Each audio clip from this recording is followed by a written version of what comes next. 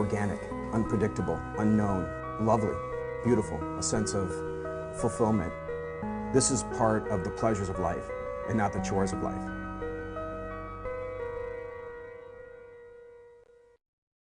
Tonight on Daily Iowan TV, the university needs a new president, but where does the search begin? Find out next. And later we'll get a first look at our newest segment talking about all things creative in Iowa City. And in sports, Hawkeye wrestling action returns to Carver Hawkeye Arena, and we have the preview. We have all of this and more coming up. You're watching Daily Iowan TV.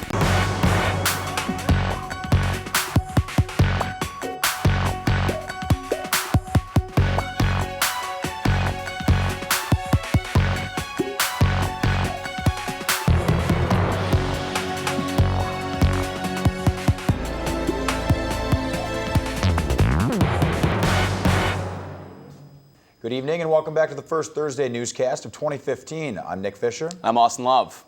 A female student was hit by a car on campus just before 9:30 this morning. It happened on East Jefferson Street by the McBride bus stop. All we know now is the student suffered a leg injury, but so far authorities have not released the extent of the injuries or the name of the student. And we just got some breaking news. King Abdullah of Saudi Arabia died today. He was just about 90 years old and has been in the hospital since late December for health issues. He came to the throne in 2005. We'll keep you updated as we find out more. With the retirement of UI President Sally Mason coming this summer, the Iowa Board of Regents is gearing up to find a successor. As part of our ongoing coverage of this search, Daily Iowan TV's Megan Sanchez walks us through the process the regents face. In just around 30 to 45 days, the Iowa Board of Regents is hoping to have its search committee formed for finding a new university president. However, it won't be until roughly September and maybe later that this new person starts work. President Mason is here till August 1st, so we'd have a period of time that we'd appoint an interim with the goal of having that person in place next fall or January 1 of 2016. The committee will include around 20 people, including a variety of stakeholders such as students, faculty, community members, and a few regents. Rastetter emphasized the importance of having student involvement on the search committee. The reason these institutions exist is because of the student. And how do we help them through education create a better life and making a difference for themselves, their family, the state, the country, and the world because of that education. The search will begin with 80 to 100 applicants. The committee will interview 12 to 14, and just 4 or 5 will be considered finalists and have a chance to meet the UI community. They will come to campus and their names will be public and the community will get to meet them, and then the regents will choose them at the end of that process. The search will be done on a national scale, but qualified internal candidates will also be considered.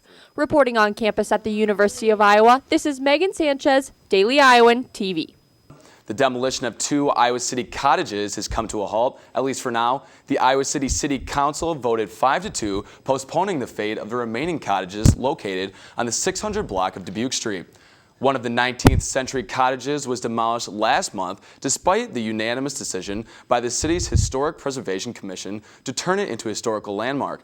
The City Council will revisit the topic February 9th.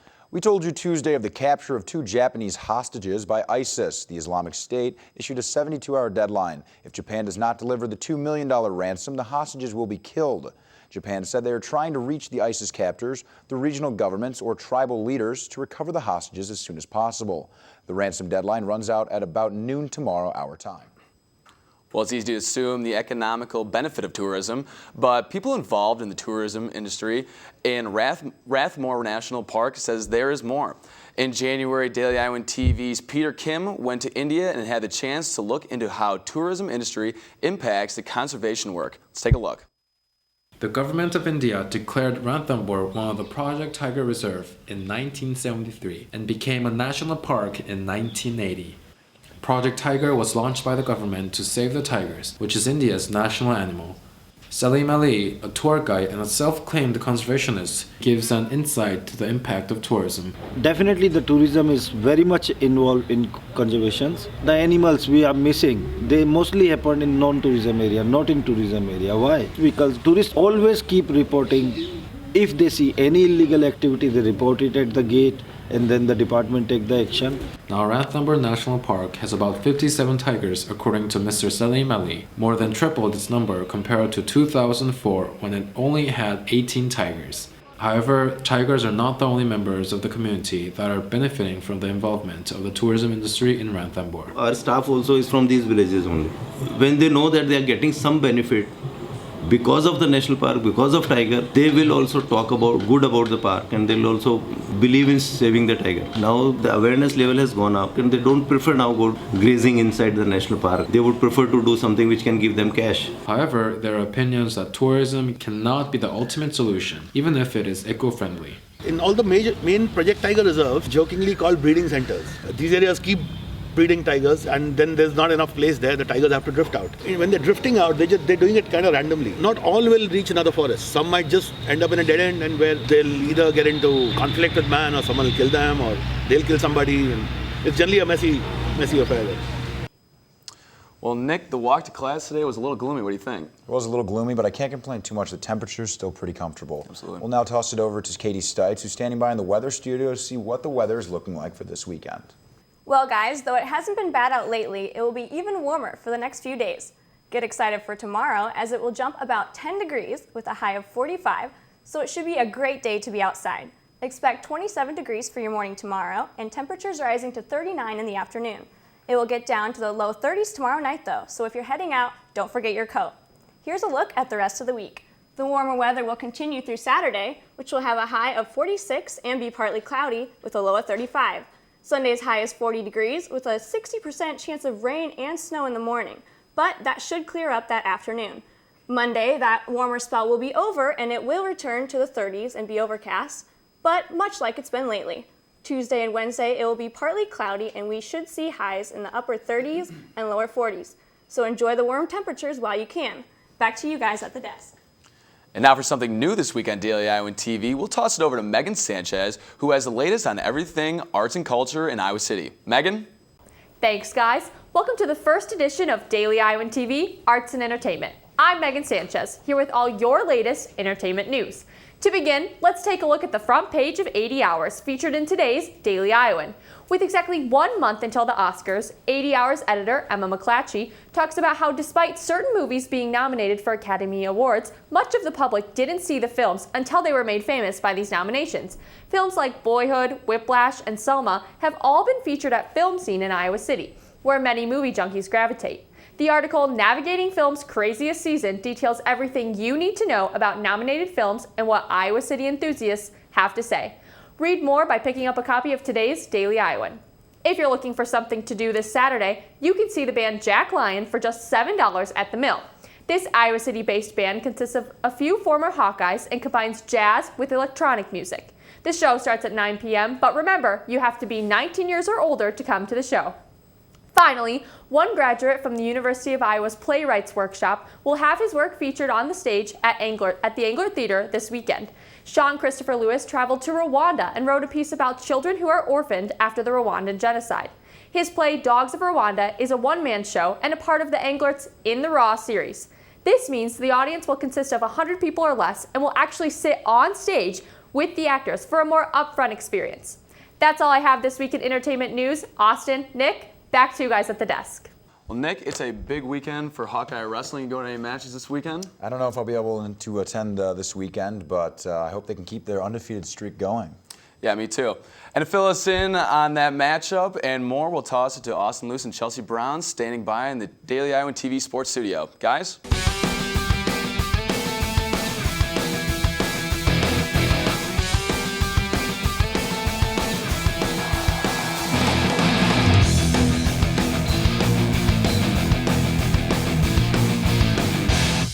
Thanks, guys, and welcome to tonight's edition of Daily Iowan TV Mat Side, where we take a closer look at the University of Iowa's #1 ranked wrestling team. That's right, Chelsea. Another Big Ten wrestling program will be making the trip to Carver Hawkeye Arena tomorrow. The 24th ranked Northwestern Wildcats. Wrestling reporter Zach Mackey has more. Coach Brand's 9-0 Hawkeyes are perfect on the year.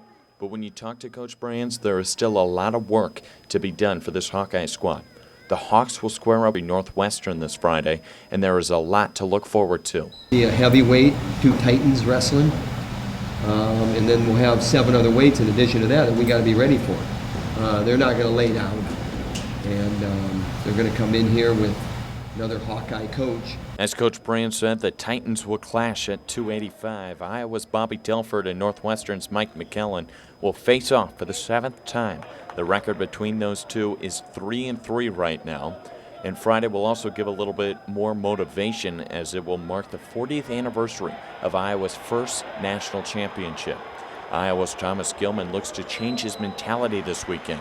We worked on it today, this morning, pulling guys while I'm pressuring in, not just keeping guys extended from me. So I think that'll help keeping guys in the middle of the mat, making them wrestle more. Some seniors are also starting to feel the heat as the season's end is within sight. No, if not now, when?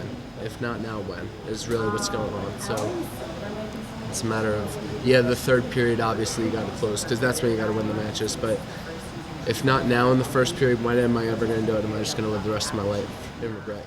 Zach Mackey, Daily Iowan TV Sports. Some faces that will be returning to the mat against Northwestern is both Nick Moore at 165 and Mike Evans at 174. Evans did not see action against Illinois, and instead Alex Meyer took his place, winning with a pin. And for Moore, he hasn't wrestled since the loss against Ohio State's Bo Jordan. But head coach Tom Brands confirmed that they will both wrestle this Friday. You can catch this matchup between the Hawkeyes and the Wildcats tomorrow night beginning at 7 in Carver Hawkeye Arena. And now we'll take a look at the rest of the Iowa Wrestling Big Ten schedule. Up next, they head to take on Minnesota, the number 2 team in the nation. Then they head to College Park to face off Maryland, followed by Penn State that same weekend. And they'll finish up their Big Ten competition hosting Michigan on February 23rd. And coming into the tail end of their season, they stay at home, hosting Virginia on February 15th, and then host the Cliff Keen National Duels at Carver Hawkeye Arena. Then it's off to the Big Ten Championships in Columbus, Ohio, and finishing out with hopefully a good show at the NCAA Championships. And right now at Carver Hawkeye Arena, Iowa hoops are in action. The 14th ranked Iowa women's basketball team versus Michigan game is currently underway. The Iowa women are now 14-3 overall, with individual talent filling their lineup. One senior has become a huge part of the program history. Taylor Bartz has more. Senior Melissa Dixon has earned herself a spot in Iowa women's basketball history as the program's top three-point shooter. She made her mark after nailing 6 triples in the Hawkeyes' recent win over Rutgers. Dixon passed the former record of 263 made by former Hawkeye Lindsay Meter, with still half of her senior season left to play.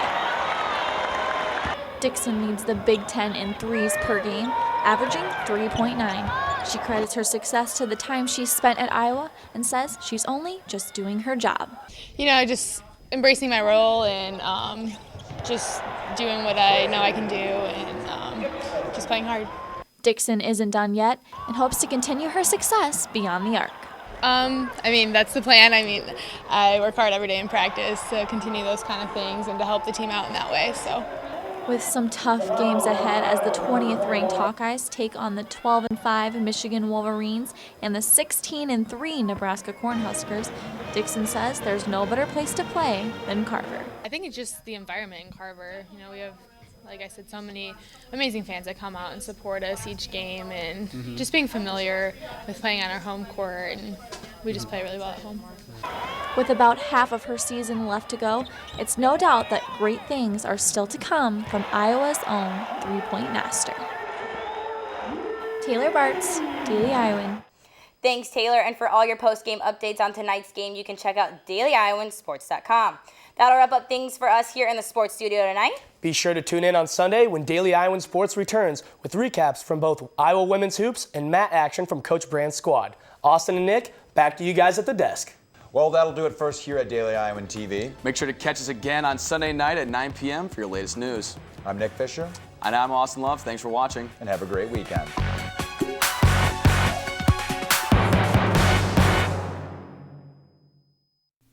Can't pick up a copy of the Daily Iowan? Are you worried about how you're going to find out about the latest news in Iowa City and the University of Iowa? Well, look no further.